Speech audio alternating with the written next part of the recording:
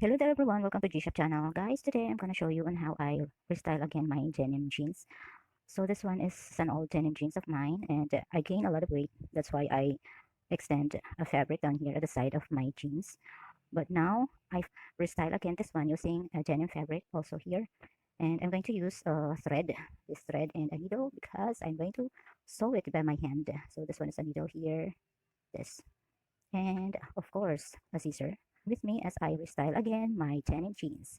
So let's get it on. By the way, guys, I'm not gonna remove this fabric that I already put in here because I might get wrong. When I remove this one, I might get wrong of my size, waistline size. So I have to remain this here. All I have to do is to patch up a thing here. Okay, I'm gonna make a design and I'm going to patch it up here in this area. So using this denim fabric. So that's it, guys. So continue watching.